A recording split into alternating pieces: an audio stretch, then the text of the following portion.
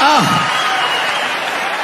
I'm goddamn sick of it. This is the worst time ever to be a celebrity. You're gonna be finished. Everyone's doomed. Michael Jackson has been dead for 10 years, and this nigga has 2 new cases.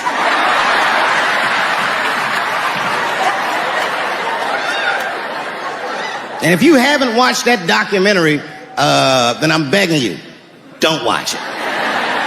It's fucking gross. I felt like HBO was sticking baby dicks in my ears for 4 hours straight. Really nasty shit. I don't want to know all these things. Turns out, Michael Jackson allegedly likes a long gander at the anus. So they said he stares at people's buttholes. That's what they said.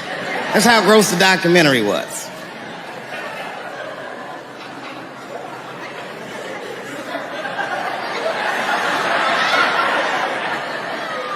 I'm gonna say something that I'm not allowed to say.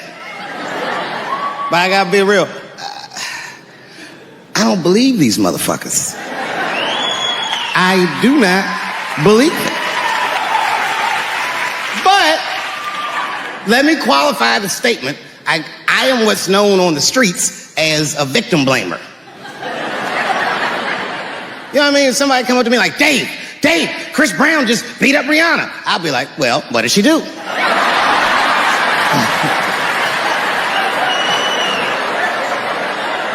Dave, Michael Jackson was molesting children. Well, what were those kids wearing at the time?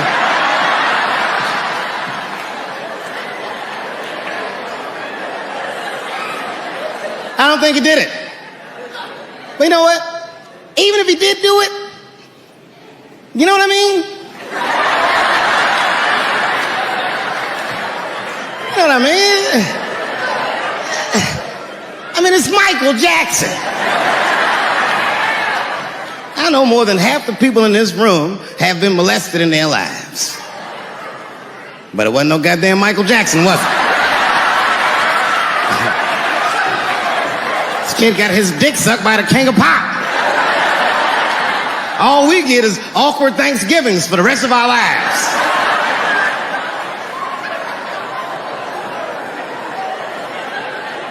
You know how good it must have felt to go to school the next day after that shit? Hey, Billy, how was the weekend? How was my weekend? Michael Jackson sucked my dick. And that was my first sexual experience. If I'm starting here, then sky's the limit.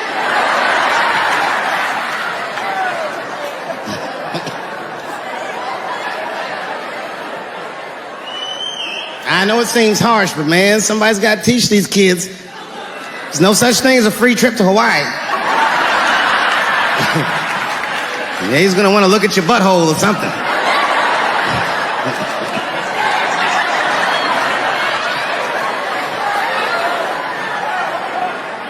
You know why I don't believe it? You know why I don't believe it? Because if Michael Jackson's out here doing all this molesting, then why not Macaulay Culkin? Macaulay Culkin said in an interview that Michael Jackson never did anything inappropriate with him or even around him. Think about that shit. You know, I'm not a pedophile. But if I was, Macaulay Culkin's the first kid I'm fucking, I'll tell you that right now.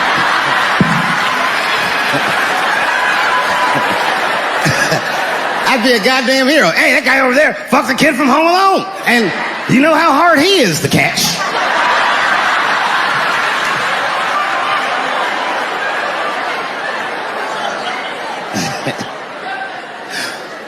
My mind's telling me no.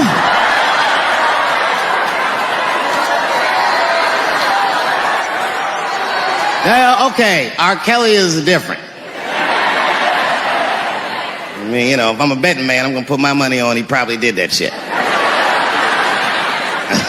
I'm pretty sure he did that shit. You know, it was bad, okay, so a couple years ago, I was doing a show in Detroit, and I'm sitting backstage in my dressing room. A friend of mine comes by, this chick, Dream Hampton. Dream tells me, right before I'm going on stage, she goes, Dave, I'm working on a documentary about R. Kelly. Would you like to be in it? And I was like, nah, bitch, I'm cool.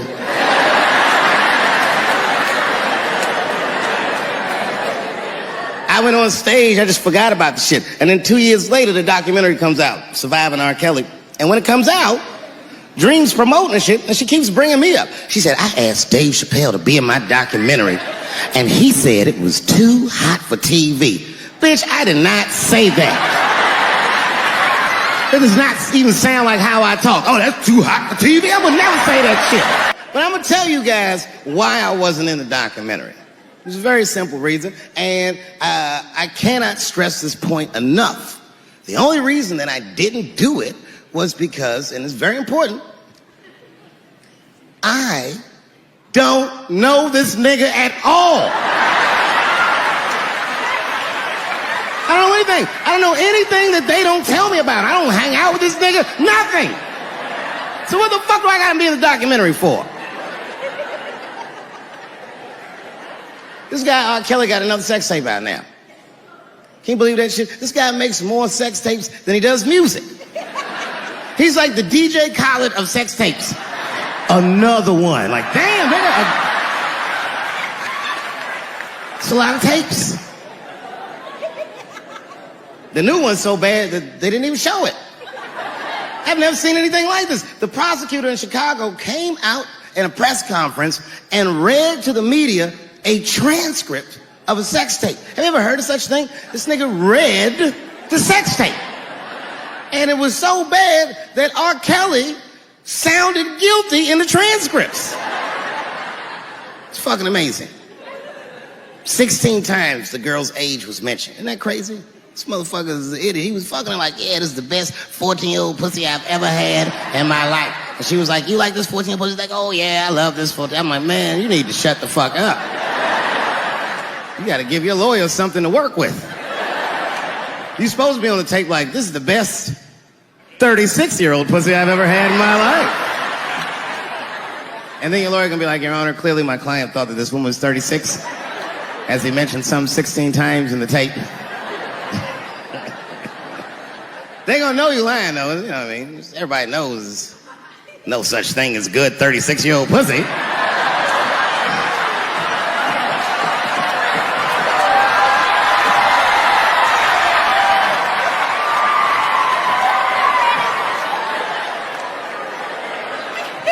Doesn't matter what I say. And if you at home watching this shit on Netflix, remember, bitch, you clicked on my face.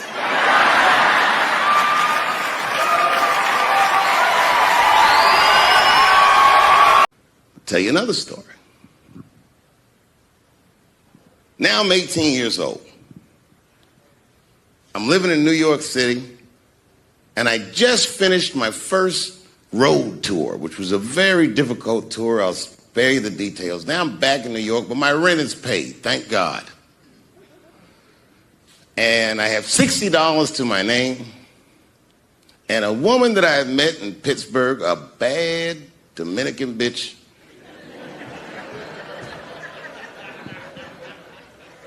was coming to New York. She was going to spend the weekend with me.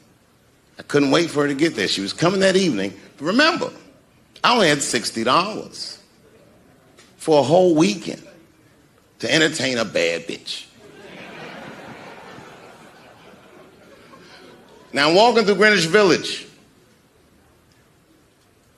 and I see something I've never seen before. 3-card Monte. You know what that is? Yeah, the guy had the whole thing. The table was set up, and he had the 3 cards, and the crowd was hooting and hollering, and he was like, find the red card, find the red card, and people were playing. Sometimes they win, sometimes they lose, but it was really exciting, and I'm standing there watching it, and I noticed while I'm watching them play this game that the red card, the one you're trying to find, had just a little bend on the corner. And I'm watching it, and I'm like, yo, this guy doesn't seem to know that red card is bent. I'm going to beat this motherfucker. And I walked up to the table, and I said, let me play a hand. And I put my last $60 on that table, and he starts to shuffle and find the red card, find the red card. And I kept watching that bent card go around the table, make sure I kept my eyes on that bent card. And when he stopped shuffling, and he said, find the red card, I pointed to it with confidence. Here it is right here.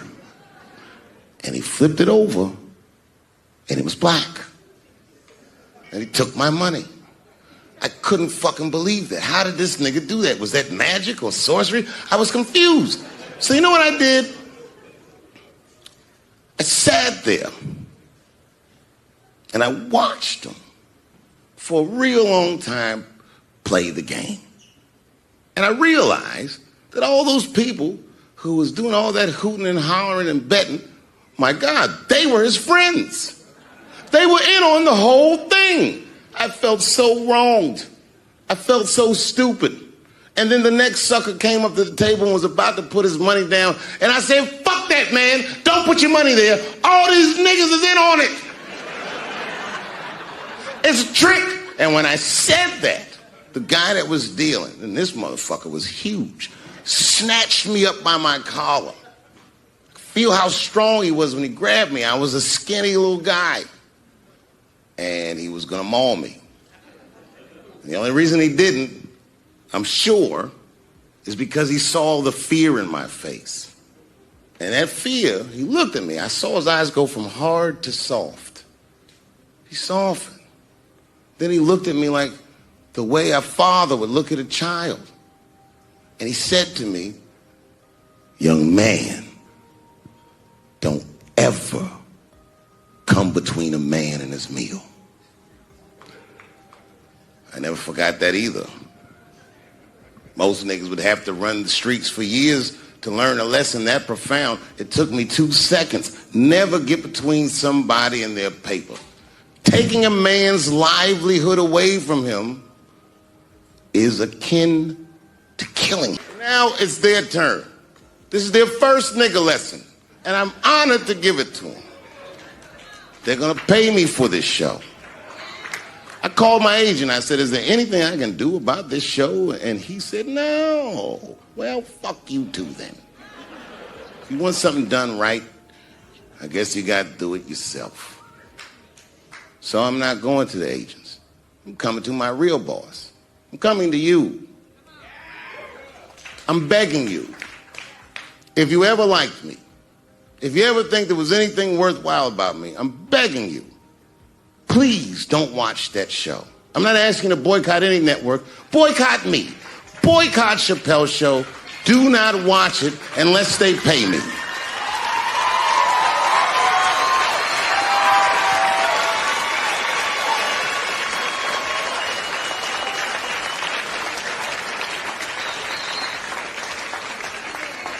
If you're a shareholder at Viacom, then I'm talking to you. Because all that shit that they do to us, well, they do everything for their shareholders. That's what they told me. So if you're a shareholder in that company, tell them it's wrong. And if you don't believe that it's wrong, then fuck you too. You should know what's in the hot dogs you eat. Now, there's probably a bunch of people at Comedy Central and Viacom and all these places that have no idea what I'm talking about. They've all either quit or been fired or got Me Too'd or something. Them niggas is gone. And there's a whole bunch of new young people there, and they're probably looking like, what is he talking about? They may not actually know what the fuck happened to me. So I'll tell you what I'm talking about. Go downstairs to your accounting department, open the books, see what that show made, and look at what you paid me. That's exactly what I'm talking about. You're going to pay me. I am inviting you to come with me and work with me. And let's fight against that terrible, terrible feeling that you made me feel together. We can fight together and work this thing with Chappelle's show out. Or I can just take it. Thank you.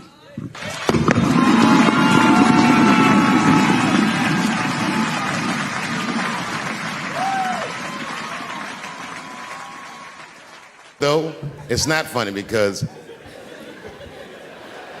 after all that madness ensued, I went to the hotel room. I was by myself and I opened the door and my wife was in there alone. She was sobbing, like sobbing. I said, oh my God, what's wrong with you, bitch? Did you get attacked too?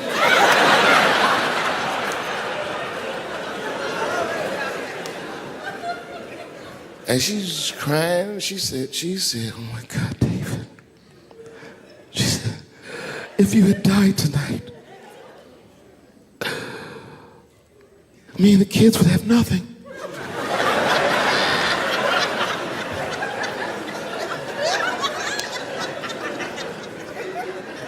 Then I knew it was serious. So I sat down on the bed next to her. And I reached in my pocket, I pulled some keys out that she had never seen before. She said, oh, what are those keys? And I gently placed them in her hands. I said, sweetheart, those are the keys to my safe deposit box. God forbid anything ever happen to me. But if it does, don't even worry about it. You and the kids have everything you need in that box. I've already taken care of it. And she was looking at them keys, and I could see her mind realize what we were actually talking about. And then she just started crying harder. And to be honest with you, that made me cry a little bit too. And we hugged each other real tight.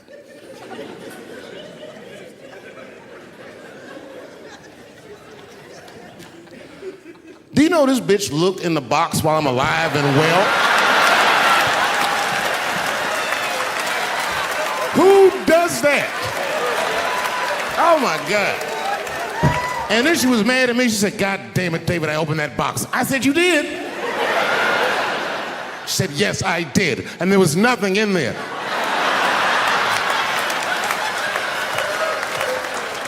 I said, nothing? Oh. She said, nothing except your stupid joke book. I said, whoosh. I said, well, sweetie, look. If you tell those jokes exactly how they're written, you and the kids should be fine. They're really good jokes.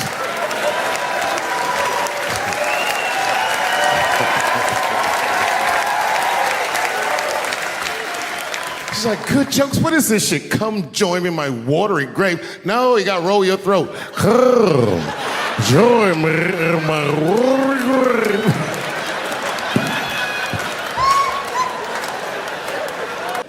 I've been married a long time.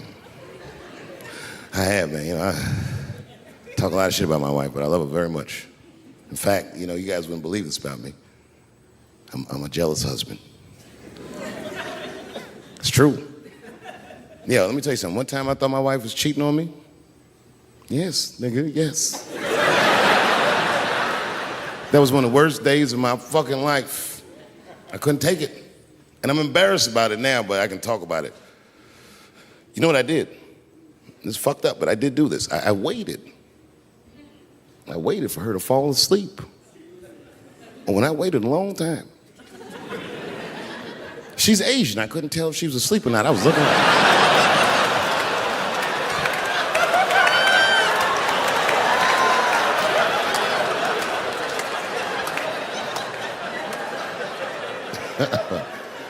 And when I was sure she was asleep, you know what I did? I stole the iPhone, took it downstairs and started trying out passwords to see if I could open it. I couldn't figure out the password. Then I remembered it's iPhone. This shit has facial recognition. I was just like, oh. And that shit opened right up.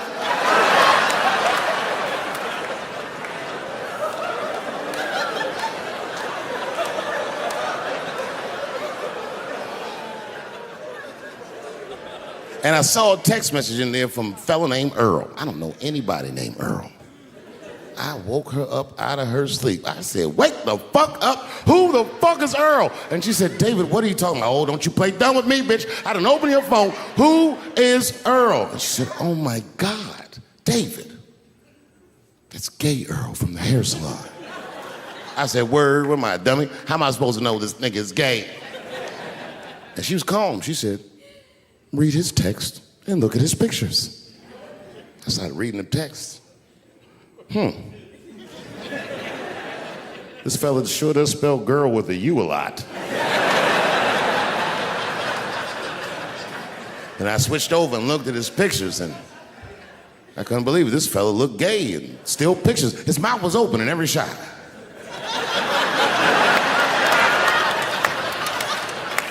And then I knew she was telling the truth.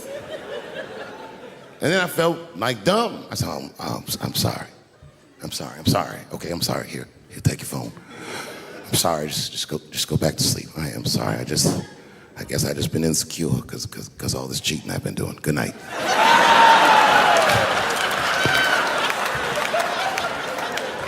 And she didn't let me leave. She said, well, since you want to wake a bitch up, and then she pulled my phone from under her pillow. I said, what the fuck?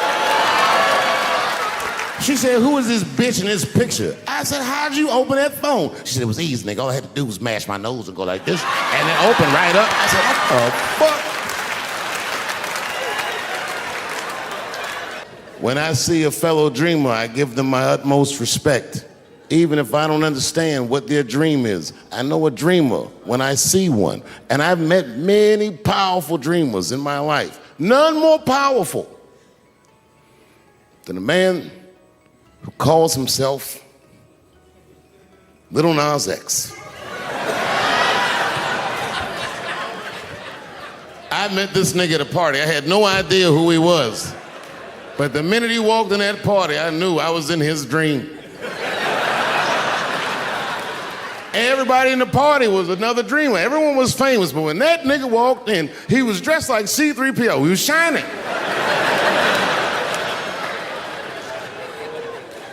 And everyone was like, oh my God, there he is. That's Lil Nas X. I didn't know who he was. And for some reason, out of all them dreamers, he walked right up to me. And he said, I tried to get you in my video. I didn't know what the fuck he was talking about. I said, what? I said, what? What video? And he just looked at me like, you know what video, and walked away. And I watched him walk away. I said, man, this nigga's having a very powerful dream.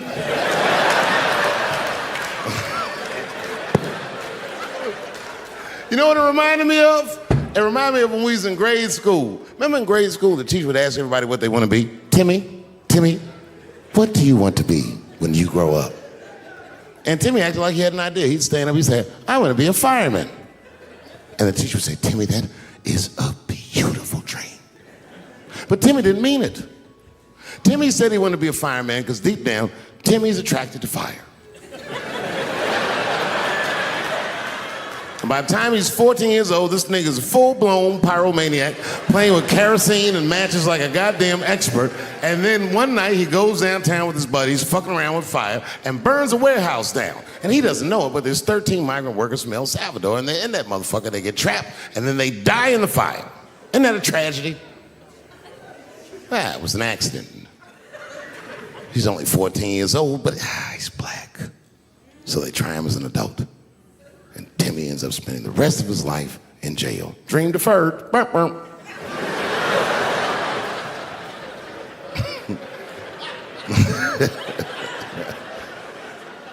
What about you, Billy?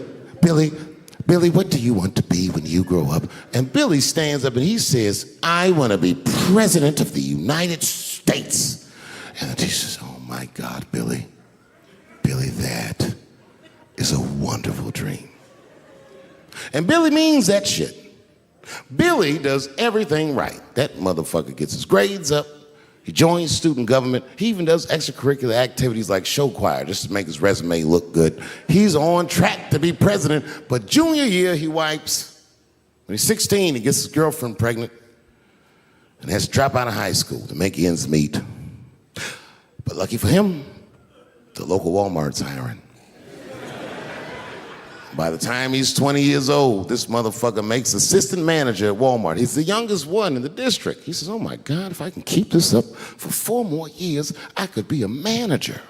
And if I can keep this up for 6 more years after that, I could even be a regional manager and have as many as 3 Walmarts under my control. And he's a big picture guy. He sees where this path is going, so he kills himself.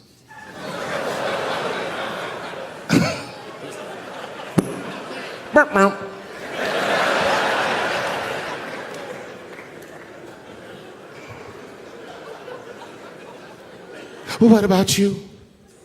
What do you want to be when you grow up? I don't want to say, because I don't want the other kids to laugh at me. Who cares if they laugh? Your dream is yours. Own your dreams so they can come true. Say it loud and proud. What do you want to be when you grow up? Little Nas X. That nigga stood up in front of the whole class. I want to be the gayest nigga that ever lived. I want to do a music video and slide down a stripper pole all the way to the depths of hell and suck the devil's dick at 10 o'clock on BET while all the kids are awake and can see me. Shockingly, that was the only dream that worked out.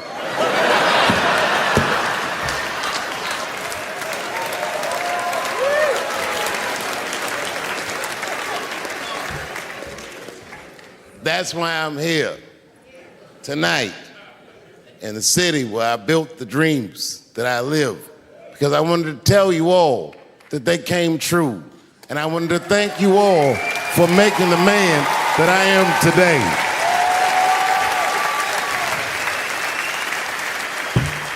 Yes, I am living a very powerful dream. Every time I come to this city and I stand in front of you, I realize that, my God, man, this is not my dream. I like this guy. He's pretty funny. Time magazine released an article about Bill Cosby. The headline said, 50 funny and filthy rich. And I read that article, and it was when I was looking at his face before all that disgrace that I looked and I said, I could do that. I told my father, and my father said, well, then just do it. That's why I wouldn't even know where to start. And he said, well, look in the phone book. It's before the internet, if you're young. We used to have a book with phone numbers in it.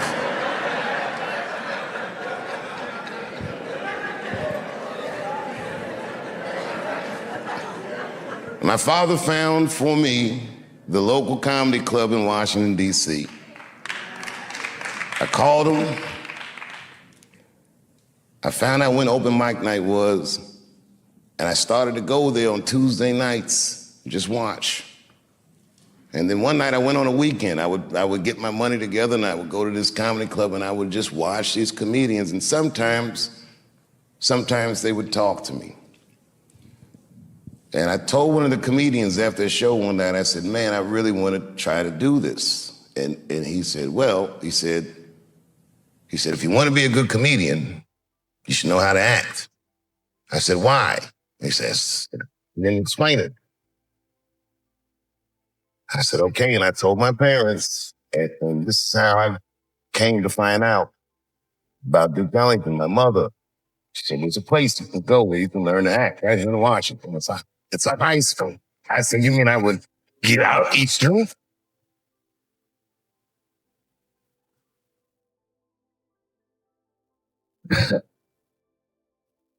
School year was already in full swing, and Ellington has the policy that they don't let people just come over the year. But Linda Grabat was the head of the theater department at the time. Very graciously took a meeting with me and my mother, and I get emotional begging about it. Anybody that went here,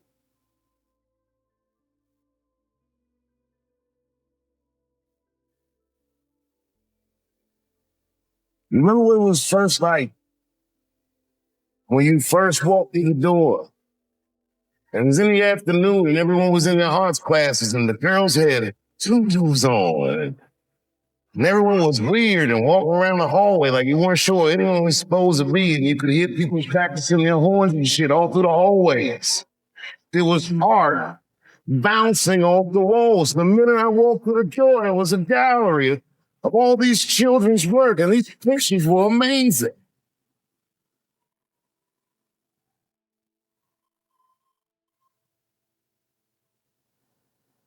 My first thought, when I walked in that door, not good enough to be here, for sure.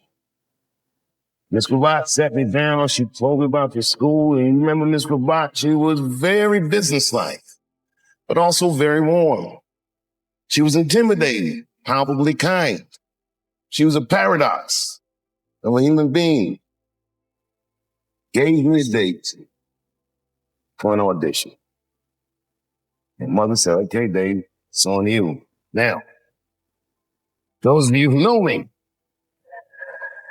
know that I didn't prepare for that audition. That audition was like a possession. It was just something that I was proud to have.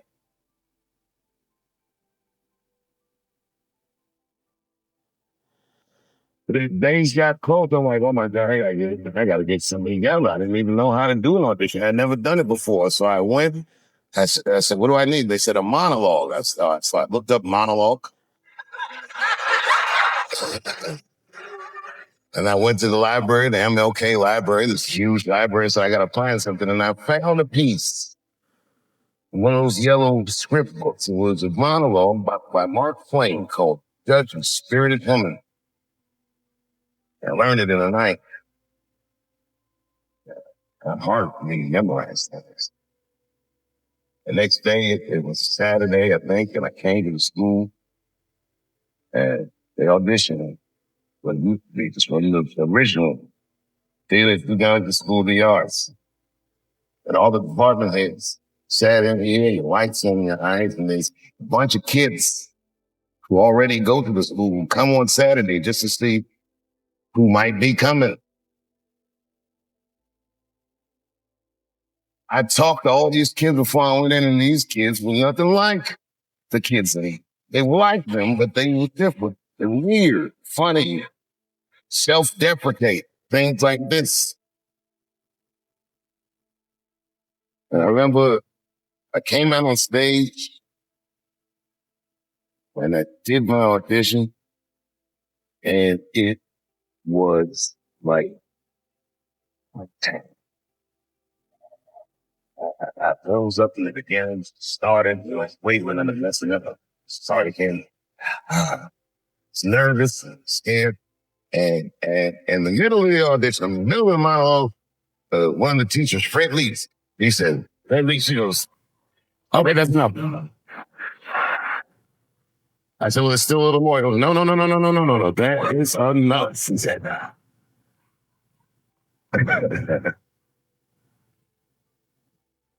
And I can't tell you, like, I was crushed. Without saying his disapproval, I knew and stuck.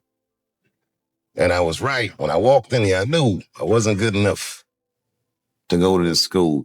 And I thought to myself, fuck this school. That's stupid anyway.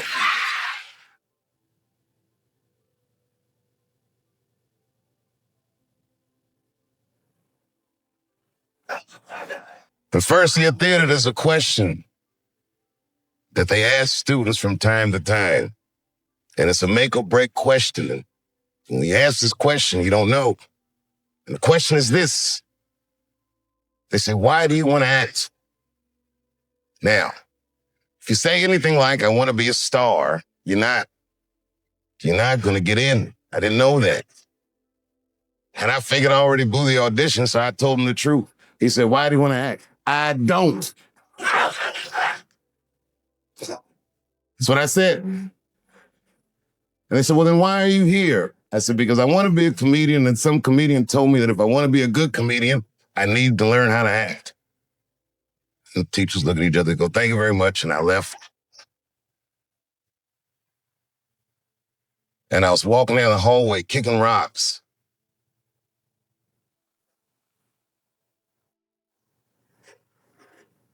There was a kid that already went here. His name was Zako Handy.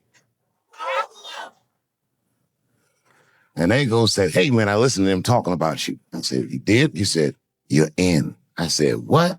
He said, you're in. Well, it didn't make any sense.